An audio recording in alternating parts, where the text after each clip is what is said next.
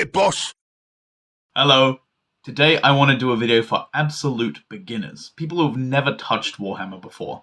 Building your first models can be quite intimidating and confusing, so I want to show you step by step every single part of how to build your first set of Ork Boys. We're going to be covering what Ork Boys are, the different kinds of boys you can build, the different things you'll need to do them, and every step of the process until you have your first mob of fighty lads. First, I want to talk about something that can be a bit confusing for new players. There are two different boxes of Ork Boys. One of them is the older box of Ork Boys here. It contains 11 miniatures for 10 boys and a Boss Nob.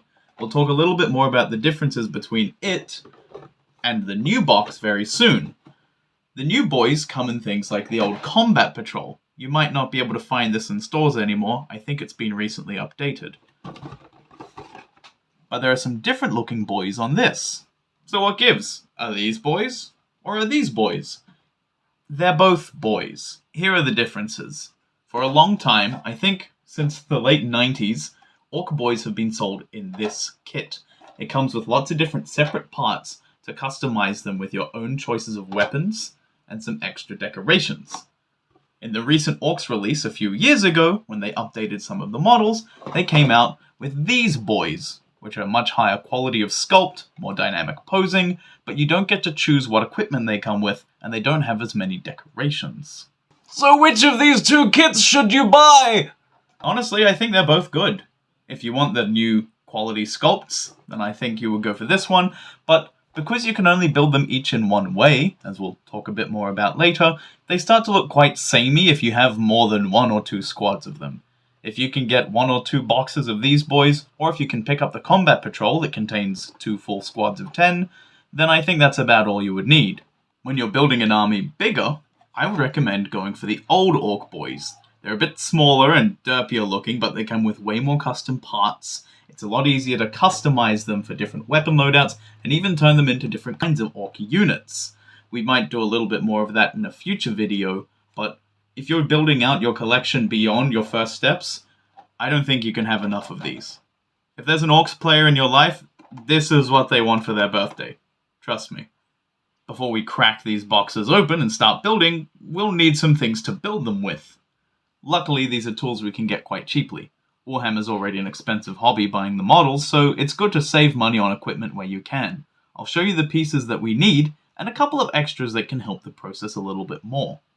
The first thing we're going to need are some flush cutters or some snippers. You can get these things either at hobby shops, or you can get them at cheap shops or dollar stores, or whatever your country calls them. I got these ones here from a hobby store. They've served me very well for over a year now. You can tell that they're a bit battered and rusted, but they still do the job very well. You probably won't need to replace these often, and a pair that you get from a dollar store that's a slightly different shape will do the job just fine as well. You're also going to need something sharp. I use hobby knives. You can buy scalpel kits on Amazon, but I like to use this small kit of knives that you can get at the dollar store. Now these ones are also a little old and weathered, but they've served me very well for over a year as well. A knife like this is perfect for what we're looking for. A thin blade that has a flat edge and a sharp edge. You can hold it up here, or down here, or even put your thumb against the blade for more precise control. The third thing that we're going to need to buy is glue. Now there are two different kinds of glue that we can use during this. The first I want to talk about is plastic glue. Plastic glue, or plastic cement, is different to glues like super glue that just stick two things together. This chemically melts down the plastic that you apply it to, and it means that two pieces will be fused together, kind of like welding at the end of its curing time.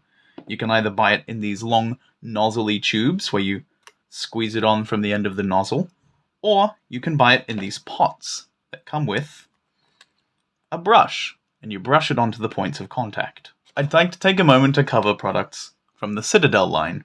Citadel, the people who also make Warhammer minis, have lots of hobby tools. They sell plastic glue and hobby knives and paintbrushes and all kinds of things like that, but they're generally a lot more expensive than they need to be. They're the same product as things you can find at a regular hobby store or at the dollar store, and they're usually a lot more expensive for no real reason. The worst offender of this are things like the Citadel water pot, which is just a pot to put water in while you paint, and the Citadel mold line remover, which is a strange oblong shape with no sharp edges that is too bulky to get into a lot of spaces that it needs to. It's weird and it's bad. I would not recommend buying Citadel hobby products. Miniatures? Yes. Paints? Sure. These things? We're also going to be using super glue. If you're building plastic miniatures, then plastic glue is the best for putting them together. You can put them together with super glue, but you'll have more brittle bonds and they won't join as well, and there might still be some visible gaps between where parts are put together. Super glue is great for attaching miniatures to their bases, and it's also what you'll need to use if you're working with metal or resin. Today, since we're just working with plastic, we'll be using this to stick our boys to their bases. Those are the 3 things that you definitely need for building your minis. Clippers, sharp thing like a knife, and some glue. Now there's 2 optional things that I want to tell you about. The first of them is blue tack.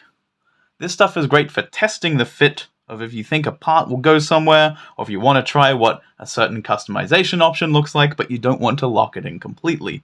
It's good for holding things in place before you're sure about what you want to build. And if you buy 1 pack of 5 or so sticks, it will last you for the rest of your life. The other thing that's completely optional, but can be nice, is a cutting mat. If you want to protect the surface that you're working on, or keep it clean from glue or plastic scraps, you can use a cutting mat. Truth be told, I don't use this much while I'm working. I usually just cut straight onto my desk and wipe it clean afterwards. It's quite an old and beaten desk, so I don't mind a few nicks and scratches. And I've got this here mainly because it's much nicer to film than just this. But generally, a cutting mat is a pretty good idea, and it's quite a cheap pickup as well. That's enough of the tools. Let's look inside our boxes of boys. The first thing you'll find are these things. These are sprues. It's the plastic frame that all the parts to build your models comes on. Generally, sprues will have pieces numbered if they're in larger, more specific assemblies, or if they've got a bunch of generic pieces that look the same, they might not. This one for the Old Boyz kit does not have any numbers on its sprue. You can see that we've got a collection of torsos, and legs, and arms, and different weapons. We've got 2 copies of this one for building our regular boys. Then for some special weapon options and our unit's leader, we have this one. It's got a couple of different heads, some heavy-duty weaponry, and a couple of different torso options, as well as some decorations. You're also going to find a small packet of these, bases. Bases are the things that our models stand on. It's their base. You'll find them on the back of the box. They're painted up just like the models are as well. The size of bases is important in the game. Now, if you're making your own custom characters, you'll need to look up and check if the base that you're putting them on matches the official model. But these will always come with what you need, so don't worry about finding a different base. This will just be what comes in the box. For those of you who are wondering, these are 32 millimeters across. That's the general size for troops that are a little bigger than normal. A normal human in Warhammer will take up a 25mm base. Something like an Ork Boy or something burly like a Space Marine will take up a 32mm base. Once you go beyond that for things like war bosses or war machines is when you get to the 40s, 50s, 60s, 80s. Let's just stick with our 32s. You'll also find the instruction booklet. This is important. Obviously, it's the instructions that tells you how to build things. Newer kits have these lovely diagrams that show you the pieces in isolation, as well as the steps of connecting them together, and they give you lots of different instructions for variant assembly. That's when you can use more than one part for a stage of the build. The New Boys kit comes with sprues as well, but they have lots of specific numbers for building different parts of these boys. Since there's only one way to build these newer boys, they're all number coded so you don't get them mixed up. There's an image of them all built down the bottom here. And, well, if you look closely, there's some duplicates. From a distance like this, there's a pretty motley mob in 20. The bases that you'll find in the newer kit will also have these little hexagonal gaps in them. Those are supposed to be there, don't worry. It's because on these models, there's a little hexagonal tab on the bottom of some of their feet that allows them to squeeze into the base. So now we know what we've got, let's actually work on building one of our Ork Boys. I'm going to be showing you how to make one of the 4 main different kinds of boys. I'm going to be showing you how to make a Slugga boy, who is equipped with a Slugga pistol and a chopper, which is any melee weapon that the Orks swing at you hard enough. I'll be showing you how to make a Shoota Boy, who's a boy with one of these large, unstable rifles. I'll be showing you how to make an heavy weapon boy, who might be lugging around something like a rocket launcher or a big shooter. And I'll be showing you how to make a Boss Nob, who is the biggest and the meanest of the Orks, who leads the unit. I'll be showing you how to make one of those for the old kit and the new kit. First, we're going to take one of these regular boys' sprues. Then we'll take our clippers, and we'll choose a pair of legs that we like the look of. How about these ones here, with the little skull on the belt buckle? Your clippers probably have a curved side and a flat side. We want to take the flat side and face it towards where the sprue joins to the part. Line it up, and then just squeeze, and clip. You don't want to go all the way against it in case you snip it up. You can move a little bit away, and then tidy afterwards once it's free of its little part on the sprue. We're going to clip here again, and then we're going to clip this last connection point, and there we go. Now we've got this part of our Ork boy. You can see that there are some little knobbly bits where we've actually disconnected it from the sprue, and those are easy enough to remove with our hobby knife. We're just going to take this, and using the blade, get underneath it and lightly scrape that away. It'll still leave a funny little mark, but no one will see it once it's all painted and primed, especially not on the bottom of the feet. Let's remove this connection point here as well. And let's remove the one up here on the leg. There we go. Now on our pieces, you'll also notice this thin line that runs around the length of each part. This is the mold line. It's where, when the mold was pressed together for the plastic, a little bit overhung. You'll find this on pretty much every piece of a plastic kit, and they're easy enough to remove. I like to remove all the mold lines on my things, but you don't have to be super vigilant. Some people don't remove mold lines at all, some people just remove the really obvious ones, but I like to remove them all the way round. In for a penny, in for a pound. Take the flat side of your hobby knife and gently scrape against it. You'll see little bits of plastic scrap and dust come up and move away. And with a little blow or a sweep of your fingers, you'll see that the mold line is removed.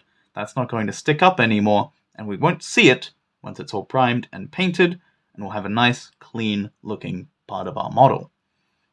I'm just going to go around with the hobby knife and scrape away all those little pieces. This is one of the most time-consuming parts of Warhammer, clipping out and assembling the models. Especially if you're running an army like Orks, where you're expecting to have lots and lots and lots of models on the table. Some people find this to be quite tedious. I find it nice and relaxing. I just like to sit and scrape. It's nice to have a little hobby that doesn't actually have anything to do with screens. It's very low effort, very low mental load. You can throw on some music, or an audiobook, or a podcast while you do it. I like to put on the music that I'm learning for my performances while I scrape my mold lines.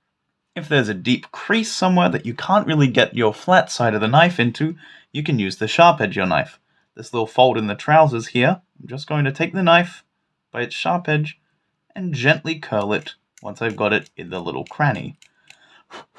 You could scrape the whole thing with the sharp side of your knife, just as well as the blunt side. It might even be a little bit quicker, but I don't trust myself not to nick and damage the model like that.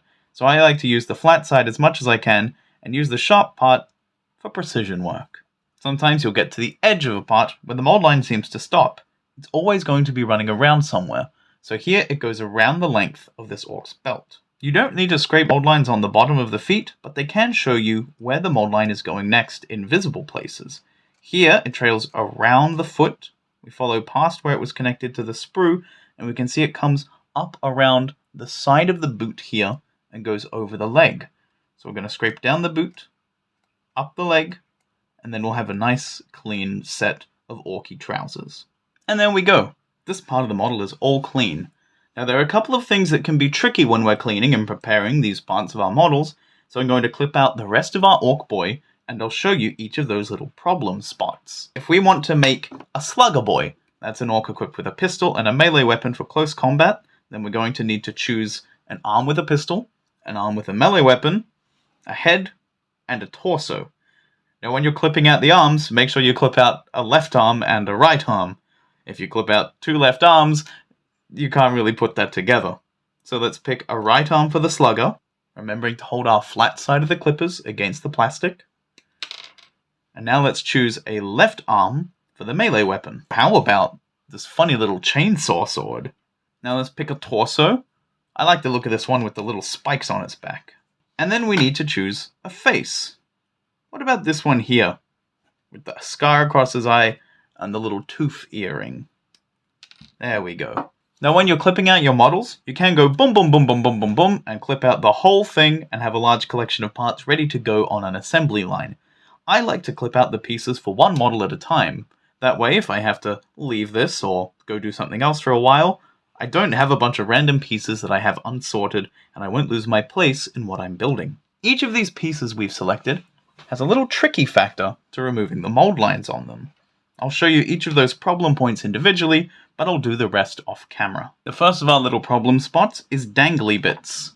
This orc has a little earring coming off here, and on his arm, he's got the straps of his little wrist wrap falling down here. Now, these are quite thin. If we press too hard on them while we're removing the mold lines, we can damage or break them off entirely. So we want to make sure we're going nice and easy over these parts. And if we need to wiggle into nooks and crannies, like here, just remember, put the blade in, and then just gently curl it around. That will help us remove the mold line without needing to be forceful and potentially damaging these dangly parts. Let's do it with the earring too. Under here, between the head and the ear, just twisting gently and scraping away any of the mold line that we want to get rid of in there.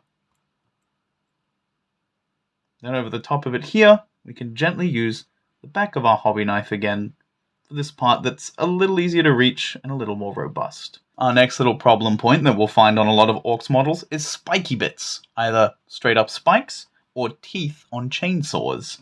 These are easy to damage as well. When you do spikes like these, I like to do one side of each face of the spike, and then turn it around and do them again on the other side. Usually I like to go towards the end of the spike so that I'm not pushing down and smushing the point of it. Then for these little bits in between, we can do our curling blade trick and just scrape them out nice and easy. If it doesn't come away with a little wiggle of your finger, just give it a little more scraping, see if you can loosen up what's left connecting it, and a bit more, and you should have a nice clean point on your model. Saw blades are tricky. They're a similar premise, but because they've got an underside, they're a little harder to get into. So we're going to start by doing the upper face of the chainsaw teeth with our flat side of the blade, and then as we move down further, we can get underneath the chainsaw blade and move across to the upper facing tooth of the next part with our flat side, get underneath and push, underneath and push.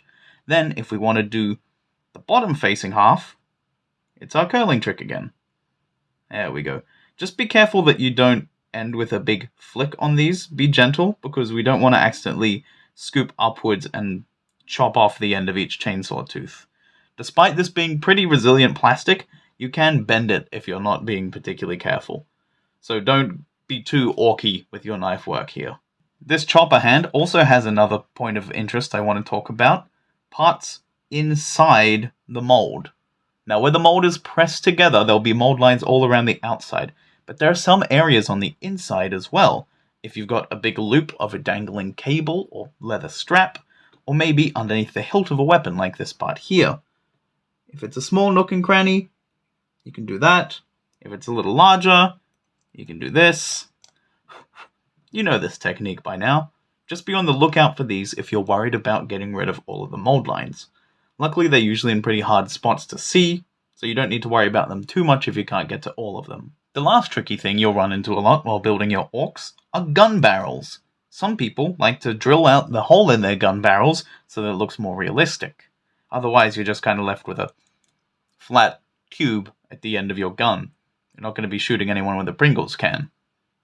Now, you can get a hobby drill of different sizes to be able to actually drill this out specifically, but you can also pull it off just with your knife. So find a dot roughly at the middle and try and score in a little groove. Once you've got the middle of the cylinder, place your knife there, press it in, and we're just going to twist and wear away the plastic in the center. You can see that's creating a hole. Let's work at it a little more. Twist, twist, twist. Now I've gone a little bit off center here, so I'm going to plant my knife and then I'm going to scrape downwards a bit to widen it towards the center. Then I'm going to plant a little closer to that new center point and rotate my knife around. You'll get a lot of dust during this step, so make sure you're stopping every now and again to clear it away, and make sure you're on course for a mostly on-center hole. These don't need to be particularly deep or on-center. A small one that's roughly around the middle is enough to sell the effect. Orks especially are not known for their precision in manufacturing their gear, so your holes can be quite wonky. I'm going to draw it a little larger. And there we have a gun barrel. Just be careful you don't drill too far, or you might actually get to the edge of the cylinder and start cutting into the outside of the barrel. And we can't forget about knuckles. You'll find that often, if you're building things that have separate arms, like the Ork Boyz, the mold line will run across the model's knuckles. We can scrape pretty gently here, but try and scrape one finger at a time. If you go across them all, you can accidentally flatten them and give them a weird kind of square-knuckled look that doesn't actually remove much of the mold line in between. Just place your knife at the groove between the fingers and then scrape outwards across until you reach the other side of that finger. And if you're really nitpicky about it, like I am, you can take the point of your knife and just gently run it long ways between the fingers to clean up any tiny bits of mold line that are still in the deepest grooves of the knuckles. So now we've covered all our little problem points. Gun barrels, knuckles, internal mold lines, spikes and saw teeth, and dangly bits. I'm going to finish the rest of cleaning these off screen, and then we'll get to putting our Slugga Boy together. Once you removed all the mold lines from a piece, I like to have a little pile where you set the clean ones aside, and you know to keep working on these ones. Now I would like to note, if you do damage one of your parts while cleaning it, like if I were to be a little rough with my knife and remove the earring here, or if I accidentally dig into the plastic with my blade, Orks are a very forgiving faction for manufacturing and for painting. They're not meant to look clean or uniform or beautiful, so if they've got a bunch of nicks and scratches in them, or if they've got bits ripped off of their equipment, it looks par for the course, so don't freak out too much about it. If it's something notable that you want to keep, you can probably just glue it back on using your plastic glue while you're assembling it. If it's something small, like a chunk of an earring or a little length of chain on a belt, who cares? You can leave that off, and it's no biggie. Okay, that's all the mold lines removed from our parts for this Slugga Boy. Now we're going to start assembling him. Every time you want to put the pieces together, first, you check the instructions. You should probably be checking the instructions for which pieces to clip out to begin with, but let's follow along for building our first boy. It says that the first step is to attach the torso to the legs. There's a ball joint here. There's a ball socket here. This is how it'll go together. Whenever you're building your models, you probably want to try and put them together first without the glue, just seeing how they'll fit. This is called dry fitting, and dry fitting is a very good way to make sure that you don't stick something in incorrectly. Now, something you might notice about these Orks is that they are double cheeked up on a Thursday afternoon. They've got that luscious gorilla dumpy. When you fit the pieces together, their posture will be strange and hunched, and it'll look like they're throwing it back. This is by design. The old Orks are modeled a bit after gorillas, and it gives them this strange simian pose with their butts sticking out. There's not really a way to fix this. If you try and tilt them forwards to make them look a bit more upright, then not only will there be weird gaps around the point of actual connection, but they'll be leaning really far forwards. So we're going to test the fit, get that dumpy in there, and once we're happy with the position of the body, we can glue it in. With these old models, you can rotate the ball in the socket to give them a slightly different pose. You can tilt it backwards to make them appear a bit more upright. You can give it a slight forward tilt to make them look more menacing. You can pivot them around to make them swing one arm or the other forwards. But for this one, we're going to go for a pretty neutral pose. Just going to fill in the socket with a vaguely upright posture. Now that we're happy with the connection point, let's take our glue and we're going to brush it onto the points of contact. So if this is where the body goes into the legs, we're just going to put some in there. I probably use too much glue generally, but I don't think you need a great deal. I'm going to squeeze it together, and when it's in a position that we like, we're going to leave it as it is until it cures. For some pieces, you may need to hold them for a bit, but this one seems to be staying pretty well on its own. The plastic glue is going to melt these two pieces together until it's one singular solid piece of plastic. So we're just going to leave this to cure, and then we'll move on to attaching the arms and the head. It's time to attach our arms. I'm going to be starting with the chopper arm here.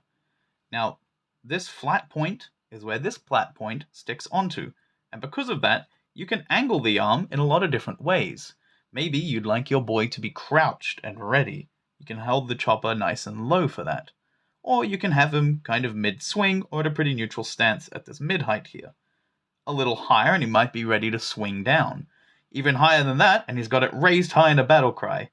If you go much further than this, it starts to look kind of silly and unnatural. So stick with somewhere from about directly upwards to facing forwards.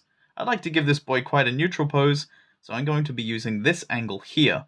That makes him look like he's just holding it at attention, ready to fight. Again, we take our glue, we put it over the connection point that we've been sure of since we've dry fit. Then we take the arm and we just squidge these 2 points together. The first, I'd say about 10 seconds or so, you can still adjust, but if it begins to cure much longer, you might be wiggling through some half-melted kind of jelly plastic to reposition it. If you do need to, that's okay. You can just wrench it through that or remove it entirely and re-glue it. This is all still the assembly stage. I think this is a nice angle for the arm to be at, so I'm going to leave it to cure like this. I'm also going to brush just a little bit of extra plastic glue around the edges to make sure this seam closes up a bit more and it looks a bit more organic once it's finished. Let's do the same for the Slugga arm. Test a position we like. I think if he holds it a little higher, kind of like a secret agent pose, that's kind of cool. You could also have it tilted further down, as if he was pointing forwards. This might look better on a more aggressive orc. Or all the way down if he's not quite at attention, if he's looking around for something new to fight, or if he's in a bit more of a passive state, if an orc can ever be said to be in such a thing. So why don't I put the arm back up here, and now that we know where it goes, glue the connection point.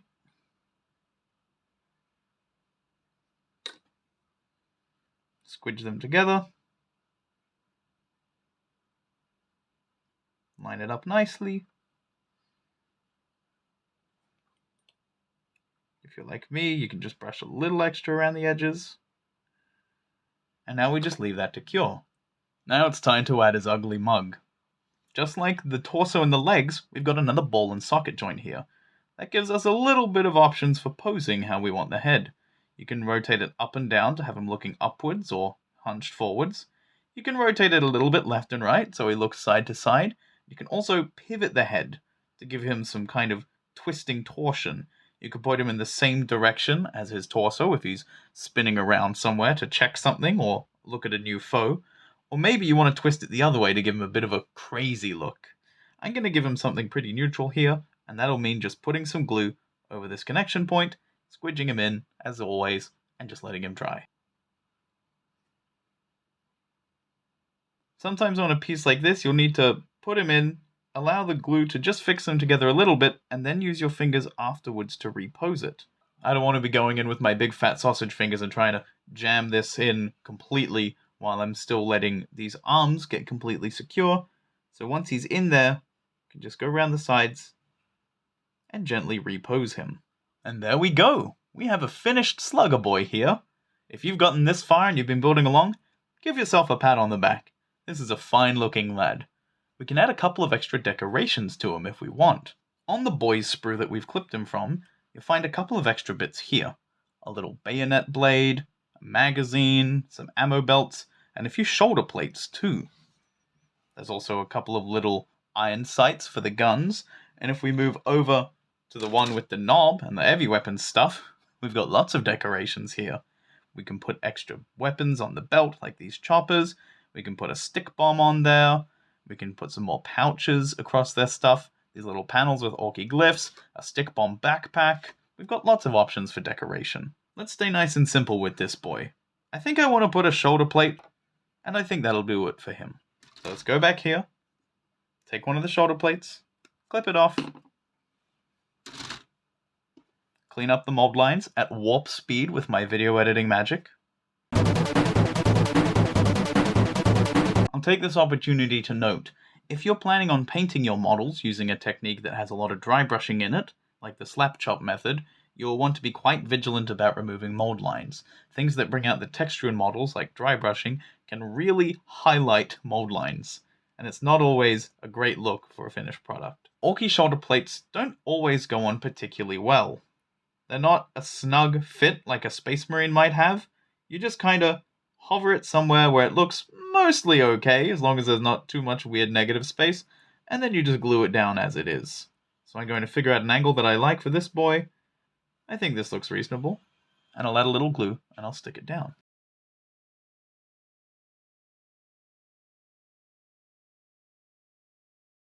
Alright, well that's all the building in the Slugga Boy that we need to do. Now our Slugga Boy's all finished, it's time to glue him to his base. You can use plastic glue to attach him to the base, but be careful. That means he'll be there permanently, and you won't be able to redo his base if you want to change it later. For that reason, I would recommend using super glue, in case you want to spruce them up, or even turn them into characters that have a different base size. Let's squeeze some glue down onto the spots where the feet will sit.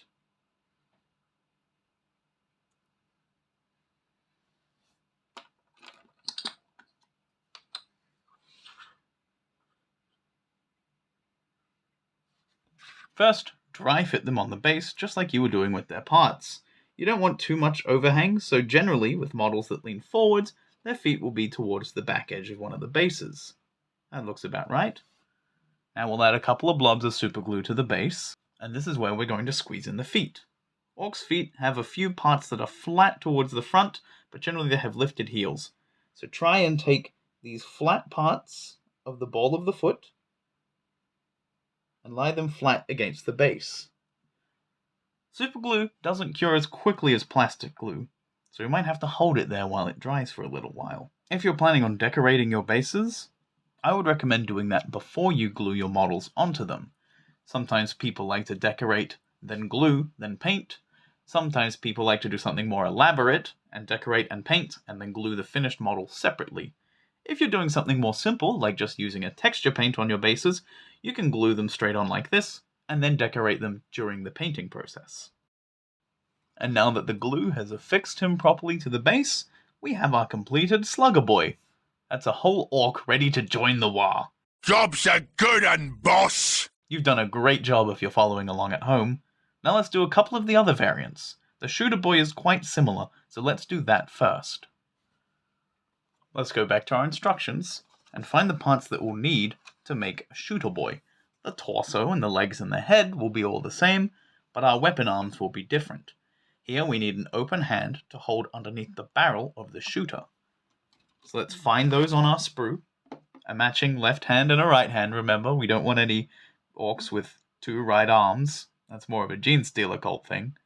We're going to snip out a hand here, a left arm holding the shooter, and a right arm holding the barrel. I've got my lad all cleaned up. Here's his torso and legs curing, and I've cut out the arms and this shooter, which I'd like to attach a bayonet blade to, which I think just slots underneath like this. Lines up nicely with this metal part here on the bottom, so now that we've dry fit it, and a little glue, try and line it up nicely. So there's still room for him to put his hand underneath the barrel of the shooter. Because this is how this thing goes together, right? the two arms go together like this. Now let me check the instructions to see which arm you put in first. It doesn't say. Okay. Instructions aren't going to tell you everything. Sometimes you're going to have to go by feel. I think it'll make the most sense to attach the shooter first and then sling the arm underneath accordingly. So let's take our connection point, glue it up, take our arm here, squidge it in,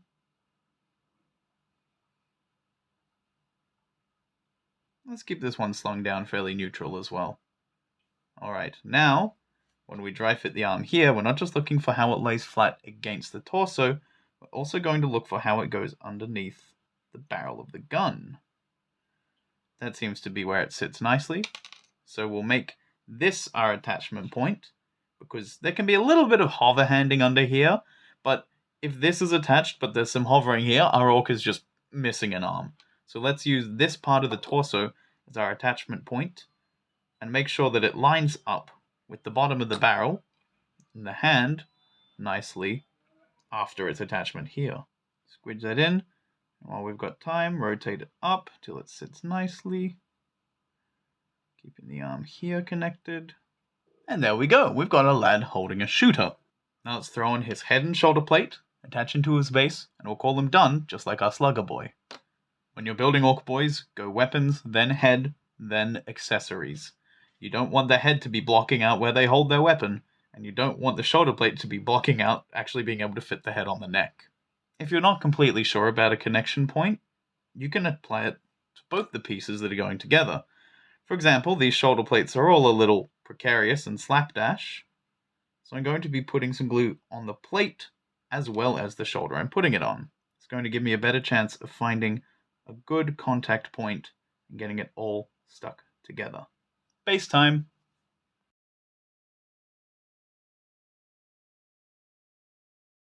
And now we have our Shooter Boy finished as well. So those are the two basic kind of Ork Boys we can make. We're doing a great job so far. Before we figure out making heavy weapons or boss knobs for this squad, I want to jump over to what it's like to build these kinds of boys for the new kit. Unlike our old boys, who have all those interchangeable legs and torsos and heads and weapon arms, these boys can only be built one way each.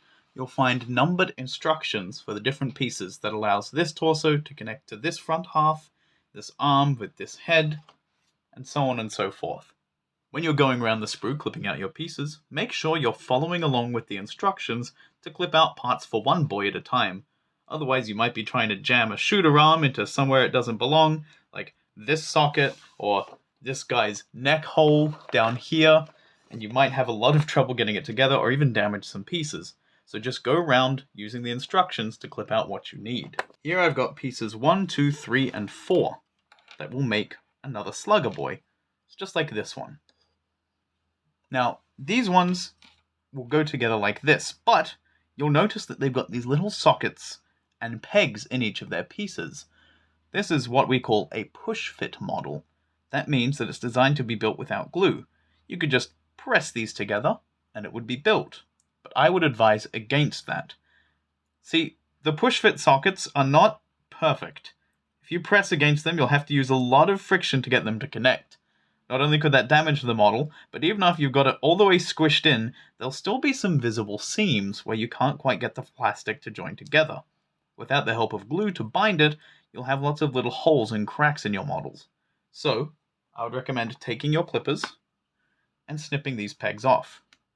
We're going to be finding connection points and adding glue and squeezing them together just like we would on our old boys.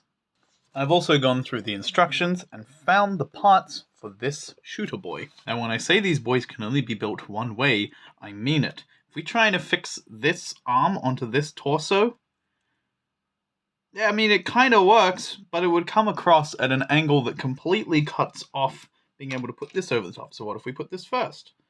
Well, now it barely fits, but we've also still got a hand that's meant to attach over here on the bottom of the shooter barrel. More than that, this head doesn't go here without a new hovering sleeve that doesn't exist on this torso. So without some real chopping and sticking back together. That's beyond what we're covering today. There's no real way to build these other than their intended setups. So I'm going to clean the parts here, looking for all the problem spots. We've got some gun barrels, we've got some knuckles, we've got a couple of spikes, and we've got an internal mold line here on this necklace. So I'm going to go around, I'll clean it up, and then I'll show you how we put these together piece by piece according to the instructions. Our Slugga Boy is all cleaned up and ready.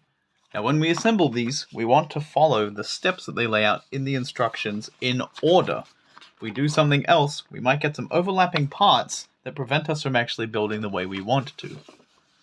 So if we're building this laddie here, we'll need to start by fusing together these two parts of the torso. Then we'll add the head on top, and last we'll add the slugger arm. Let's find our points of connection with the torso. When you look at them from above, they'll usually be fairly flat lines along the edges.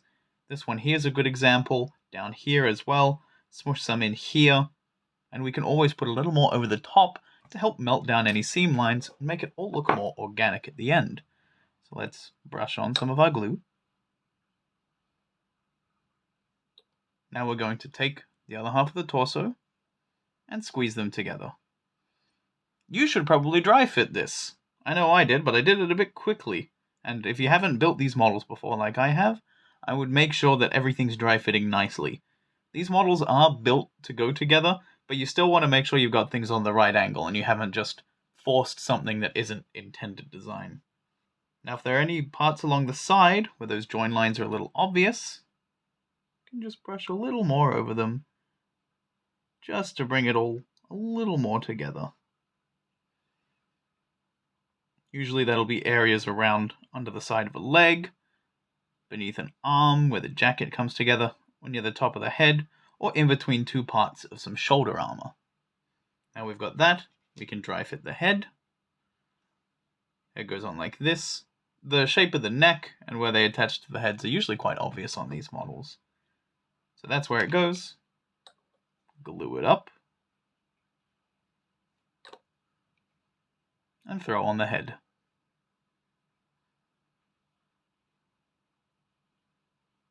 There we go. Now let's take the arm. That's a shooter arm. We want the slugger arm. We're going to test fit this, and you can use the kind of curvature of the weird wiggly bits internally to help inform where it goes. As well as this shape of the arm. See how this bit juts out on the side? That's where it'll slot into that indentation there in the shoulder. There's lots of positions we could try and put this, but this is where it belongs. Let's add some glue there. And attach the arm accordingly. There we go. You can kind of wiggle it back and forth to see where it wants to slot in. Where you feel it settle, that's where you press it in and make sure it stays. And now we've got a fully constructed Slugga Boy from the new Boys kit. While he finishes curing, I'm going to work on this Shooter Boy. You may find some models have vents in them, like these little heat vents at the bottom of the shooter. You can treat them like knuckles if you're having trouble removing the mold lines.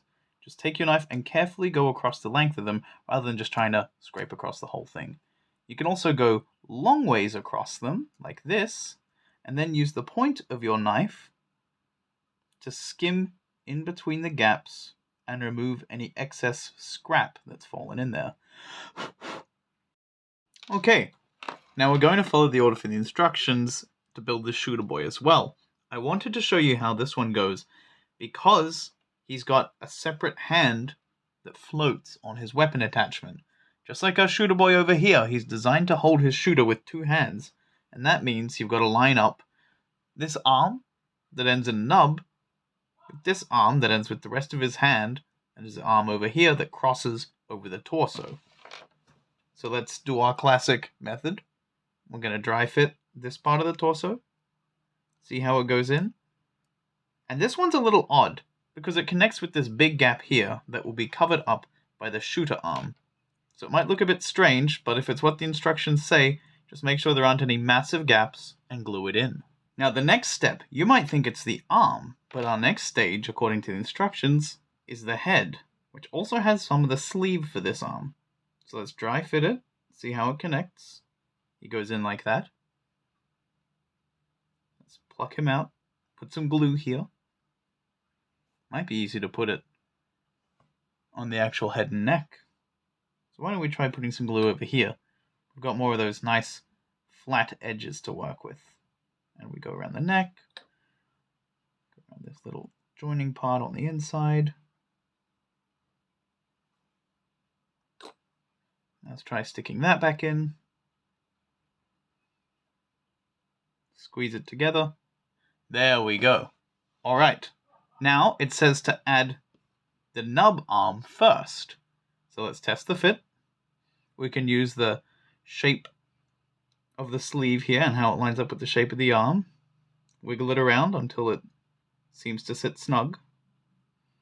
And don't be afraid to use the instructions as a reference image. If you need to figure out what angle it's meant to be on, you can just look at the pictures in the book or on the box. This is how this arm fits. Let's add some glue and get it to stay there before we try adding the rest of the lad. There we go. Now this part's tricky, because not only do we need to join this here, we need to join this here. So let's just test the fit. Make sure his hand lines up with his wrist over here in a way that also sits this snug on the shoulder. That's the spot we're looking for. Let's add some glue to both of these, since we're probably going to have to do a little wiggling and jiggling to get them both to sit nicely. All over these big flat edges here on this side of the torso. And now we take this, ease it back in exactly where we had it, over the top of that chunk in the wrist, onto the shoulder over there. You spin around, look for gaps. No gaps. We have our Shooter Boy. That wang jangling with the wrist is the same kind of stuff we have to do to make our Eavy weapon boy. Now this thing has a couple of different build options. Building the head and the body is all the same, but then we have to choose between our weapons. We can either give him a big shooter, that's a great big machine gun, or a rocket launcher. It's a rocket launcher. A couple of different parts change for this. The arm that holds the gun obviously will be different, but the arm that attaches to the gun is unique to either of these weapon options. They look quite similar, so make sure that you're getting the right one as you go through in the instructions. There's also this tiny little slot on his butt for him to carry some spare ammo. There are these magazines for the big shooter, and there are these spare rockets for the rocket launcher. So make sure what you pick matches the weapon that you've given him. I'm going to give mine a rocket launcher. Not only do I think it's cooler, it's a lot stronger in-game as well. Now this thing's kind of hard to scrape the mold lines off. Not only do you have some internal mold lines, you have some internal mold lines inside the internal mold lines, and you've also got some narrow parts around the ends of the rockets here, where if you want to dig in here, you have to be quite careful not to bend the rockets as they attach to the rest of the weapon. So I'm going to glue these together, now that I've shown you the little idiosyncrasies of it, and I'll do the whole wang-jangling routine with these two parts again, to make sure that you get the hang of it. Let's do the easy one of attaching his spare rockets. Just slather a little around here. We can be a bit more generous around the edges, because most of it is about to be covered up. Let's use what remains of the push fit tab as a guide for placing this in a spot where it will stick nicely.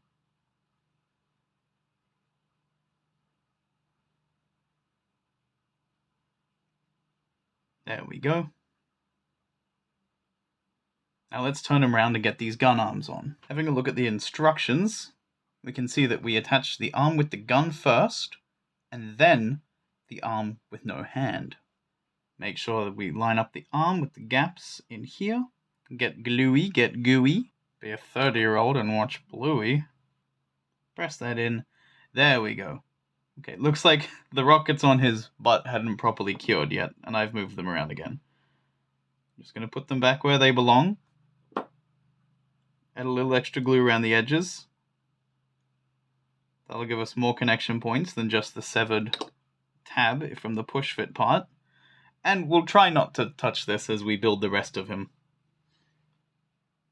Now we go for this arm. We've got to find a point where it lines up with this underslung part of the barrel here. But here's another one of those pesky push fit parts. Clip it off. Try and find the angle here. You want to go in like that. So that means the rest of our hand will go here. Something like this. Press them together. That looks good. Remove it. Glue it. And put it back on. Line up the thumb. Line up the shoulder. Press them in. That looks nice. Now we're just going to hold these parts together because these ones don't fit quite as nicely as the rest. We can't just leave them completely. So I'm going to give them a little encouragement to cure and bond together. And there we have our completed Eavy weapon boy. If you want a big shooter, do the same thing with those pieces. But this is how we do that one. While we're here, we might as well finish the last of the new boys models, the Boss Nob. The Boss Nob is the biggest and meanest in a mob of boys, and he leads them in battle. The Boss Nob in this kit has some customization options as well. You can either build him with a big chopper and an open hand on this side, because he's got a Slugga mounted on his back, or you can build him with a Slugga in one hand, and the other replaced by a big, mean Power Claw. I think I'm going to go for the Power Claw option today. You also get a choice of heads, but I just think that the Horned Helmet and the Bionic Eye is cool, so I'm going to be using this one. This has no bearing on their stats in-game. Now I've made a little bit of an oopsie assembling this Boss Nob without any of the variant parts. The instructions say that you're meant to construct half the torso, then add the arms, then add the front part. So I may have a little bit of trouble conjoining everything, but I'm still going to give it a red hot go. And I want to do this to show you it's not completely unsalvageable if you muck it up like this. So we're going to start with the arms. Let's take this Slugga arm that I prepared. But actually I really don't like tassels on orcs. See this dangly tassel thing? I don't like them. Let's use this arm where I've clipped off the tassel instead. Get rid of that. Take off our little push fit pin. Let's wiggle this laddie into the hole. And that still fits pretty much just fine. Might take a little more elbow grease than usual, but you can still dry fit it into where it's meant to go. So all I have to do is make sure it gets to this position when I glue it.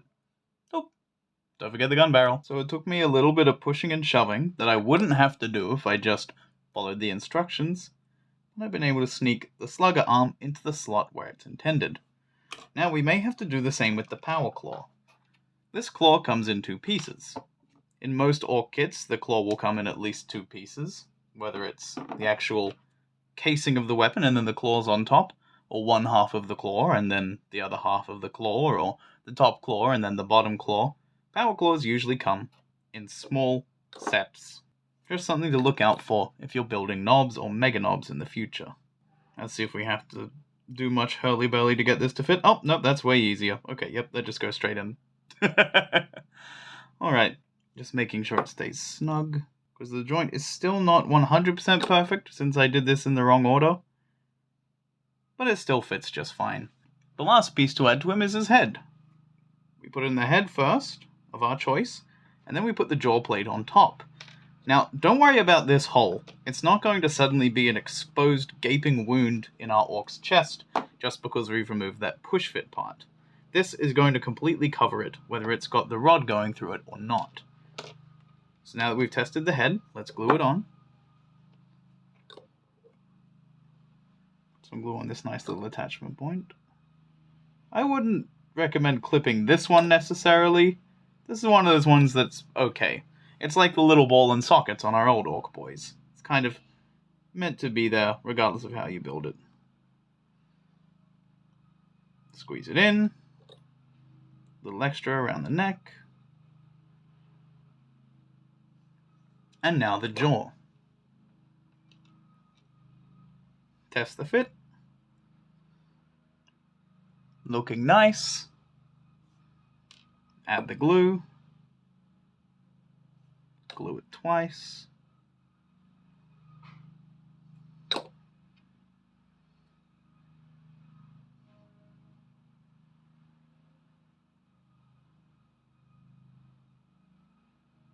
Squidge that in there. Just a little extra on this connection point. And up here near the horn. Maybe a little underneath. Probably don't need to do that. And we've got our Boss Nob all finished. So we have a Shooter Boy, a Rocket Boy, a Slugga Boy, and a Boss Nob with Power Claw. All these new boys are ready. Now, if you had the bases from their original box, you could just find the little hexagonal hole that this tab goes in and squeeze them in through there as according to the instructions. They will show you what angle to put them on. It's usually something where there's not much overhang and the center of mass is over the middle of the base, like this. Unfortunately, I got these boys second hand and they didn't come with their bases that have the little hex slot. So what we're going to do instead is clip these off, shave down the excess with our hobby knife as if it was a sprue connection point,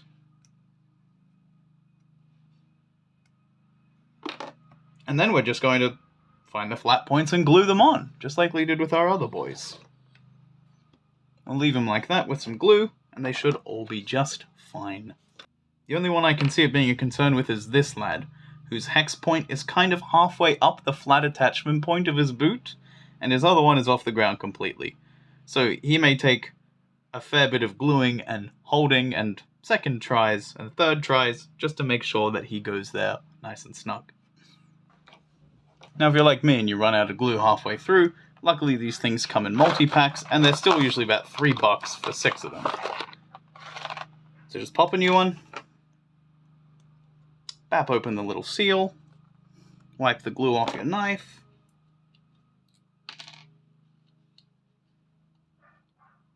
and just keep on trucking. If you move your model around on the base while you're trying to glue it and it goes off of the points and puddles that you've left for it, you can take your nozzle, place it just up against the feet, and just squeeze a little extra glue in there. Don't go crazy with this, we don't want any 3D little bubbles of glue arcing up off the bottom. Alright, now let's try our problematic little Slugga Boy. Make sure we shave this part off nicely because it could be kind of visible. So I'm using my clippers. You could probably use a knife, or if your finger is much thinner than my little hobbit sausages, your finger, just make sure he's pressed down nicely on a flat point. And I think that's done it. I think we have all our new boys on their bases. Now let's cycle back round and make a heavy weapon boy and a boss nob for our old boys too. For heavy weapon boys and boss nobs, we're going to have to use both of these sprues. This one will give us legs that we need for the heavy weapon boy, and this one will give us all the rest of the stuff. Do you see this bigger body here? The one with the little bone glyph on the shoulder strap? This one's significantly larger than the others. This is the body for our boss nob. He's also got some meaner looking feet with the big spiked boots. These ones are meant for the boss nob. These two torsos here, with the little explosion glyph on the metal plate, and the big hole in the back with the straps, these are designed to be heavy weapon boys, because that socket is where the ball goes in for these backpacks. This big bag of bullets for the big shooter, and these spare rockets for the rocket launcher. So I'm going to clip out this body and these legs and put them together, and I'm going to clip out this body and these legs and put them together. The number of legs you get in the kit pretty much decides the number of orcs you can build. Because we have 2 sets of 5 legs, and then this one extra here, we can make 11 models from this kit. That's enough to make 9 boys of any weapon types and a nob.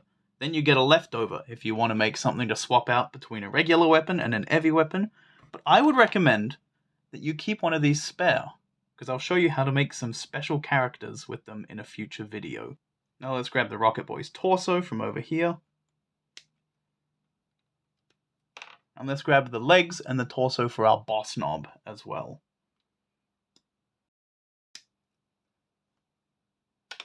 There's some extra head options over here as well. I think the way they're intended is that these larger, more wild-looking ones, as well as this one with the big horns, are for the boss nob. This one with the bullets dangling are for the big shooter boy, and this one with the bionic eye is for the rocket boy. Now, I've already got a nob who uses this head, so I'll go and grab one from my bag of spare parts to put on our boy. But let's take this head for our Rocket Boy.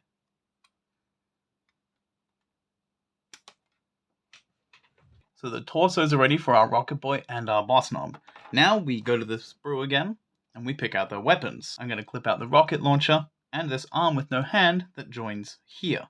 If you wanted to do it with a big shooter, you would take this big shooter here, and you would take this hand with the trail of ammo in it. Now I think this is meant to connect to this ammo belt here, so there's a big string of it pouring out of the shooter over the boy's hand.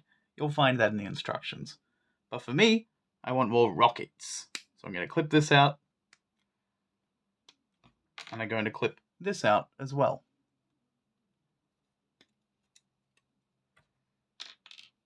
Now the Boss Nob has something else.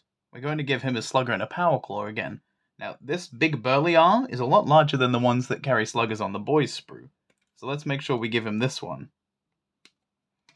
And our Power Claw comes in 2 pieces. This claw goes over the top of this part of the casing, so we'll clip them out as well.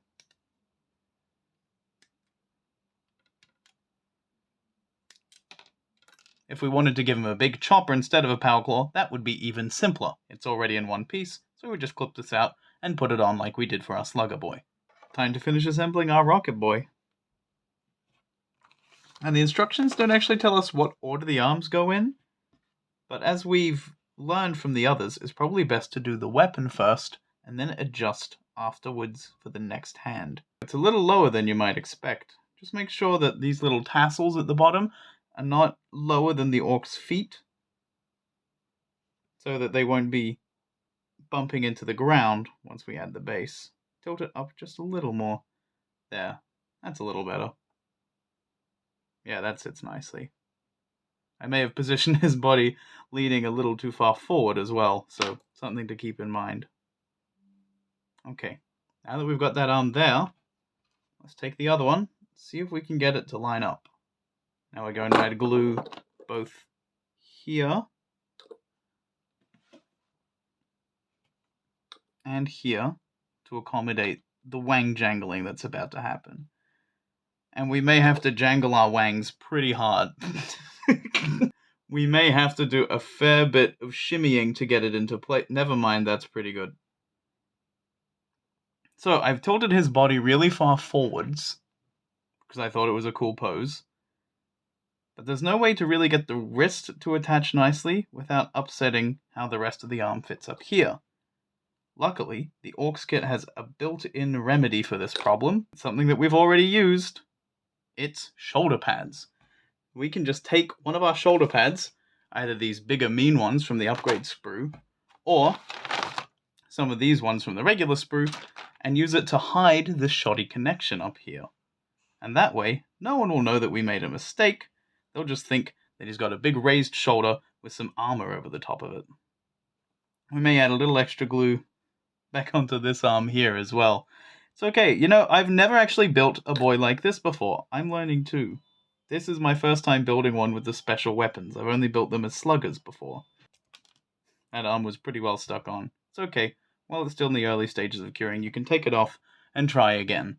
I think I'm going to leave this whole stupid sequence in the video just to demonstrate that it's okay to make mistakes, and they're easy enough to remedy. We've got both arms and the hand in a position that I like. This arm is a lot more solid. I don't think it'll need the shoulder plate. But this one's lifting up a little, so we may actually just transfer it over there. Just make sure this stays where it's meant to be. Hold the hand in place while it cures. The hand's the important part. You can have a slightly funny arm and cover it with a shoulder plate, but there's not much you can do about a disembodied limb. That can just sit right there. You know what? Hiding the mistake aside, I actually really like the look of that. Let's stick it on. But not until we do the head. Don't forget. Weapons, then head, then accessories. The way it fits, he's kind of resting his chin on the gun like he's kind of tired. Maybe that's why he's so hunched forward. I think this orc could be described as what the hip kids might say is eepy. Head, now accessory. Go to the top of this up just a little more, because let's be honest, there's already a fair bit since this is a repair job, in a way. Stick that shoulder plate on there. And there we go. We've got our Rocket Boy. I'll stick him on his base, and then we won't touch him. We won't break him any further. And we'll get on to making the rest of our Boss Nob. Before I do that, though, I'm actually going to get rid of these little danglies. I don't think they really add anything to the model. There's lots of danglies on the rest of him already, and they're going to make attaching it to the base a little awkward. So I'll just clip that off, and we'll be able to get him on his base. And he's good. We've done it. We have a hunched, tired, but grim-looking Rocket Boy. We've got the weapons here for our knob. I'll show you how to assemble the power claw. There's a tiny little divot in here. It lines up with this little outcrop here. Glue it up, and squidge it in. Power claw. Now, if I remember correctly, the power claw goes on the left arm for the Boss Nob. So you line it up with this part of his torso. His is on a weird angle compared to the flat parts of the regular boys. Get it at an angle where you're happier with it sitting. You could have it arced up. You could have it kind of lean slightly forwards. I think I'm going to go with slightly forwards for this guy. Like this. And the glue. Squidge it on. Make sure there's not too much overhang in any direction. Just lining up the edges. Paint a little more, because little join lines on organic areas like flesh are the really noticeable ones. Clothes, not so much. Armor, not really. Flesh, that's where you got to be careful. Let's also have his Slugga pointing pretty much straight forward. Yeah, we could also tilt it down a bit. We could hold it right up. Actually, I kind of like it upwards to contrast the claw. We got that dry fitted there. Glue them up.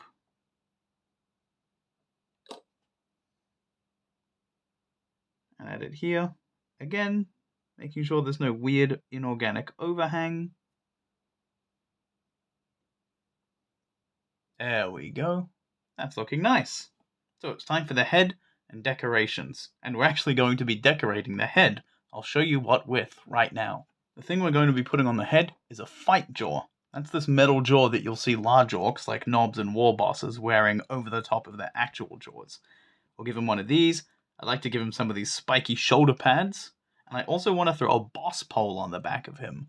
These are symbols of rank in orc culture, and they stand up high above the boss's head so they know who's giving orders even when they're in the thick of it. I'll clip out these decorations and I'll show you how to attach them. On these larger shoulder pads, the sprue connections can be really difficult to carve out of these deeper convex shapes, especially because the spikes are actually spiky and could hurt you while you're trying to clean the dang thing. So just take your time, be patient, scrape out as much as you can. So rules is rules, heads, then decorations. Get this boy's noggin on, and that's especially important for the fight jaw. If it's not a perfect fit, we can rest it up against his chest instead. There we go. Give him a little bit of a manic tilt to his head. Now, we test the fit of the fight jaw over his regular jaw.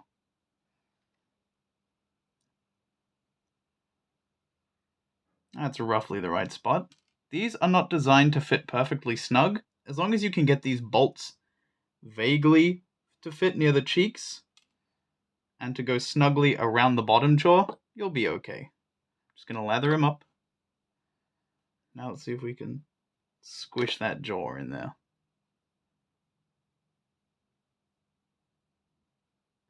The fit for the jaw will be different depending on what head you use. That's a bit nicer. There we go. That's looking nice. Now let's attach his boss pole. The Boss Nob torso has this lovely little hole in the back here. Now this is not necessarily a push fit piece. This is just a little guiding nub.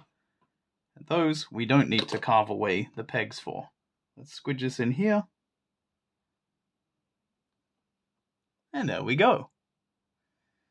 Now, let's see if these shoulder pads fit, because they may not, depending on how we position the arms. I think I'll try this one over here, and the one with the shorter spikes over the other arm. Glue up the inside of the plate. Glue up the top side of the shoulder. Now, we squidge. If we can get just enough of a contact point that it starts melting, you can adjust it a little further from there. And this spiky one on the other side, that's bumping into his ear a little bit. So if we bring it back above the ear, there we go. Now that's a mean, spiky looking Boss Nob. With his double barrel shooter, his big power claw, his boss pole, his fight jaw, his pair of spiky shoulder plates. Yeah, let's get him on his base, and then we'll have all of our boys done. There we go! And that is our full set of Ork Boys done. I've shown you how to build old and new Slugga boys. We better be going to a fight. Old and new Shooter boys. Dugga, dugga, dugga, dugga, dugga, dugga. Old and new Rocket boys. We'll frag 'em to Zog. And old and new Boss Nobs. Hit 'em hard, boys. One big, happy, bloodthirsty, green, killing family. And there you have it. That's how to build old boys and new boys in all their different varieties. Thank you so much for watching this video. I hope I can make some more beginner-friendly stuff in the future soon, for other staple units like Gretchen, or maybe some characters to lead all the boys you're building. Until then, happy kit bashing, happy building, happy playing, and I'll see you next time. Bye bye! Sod off.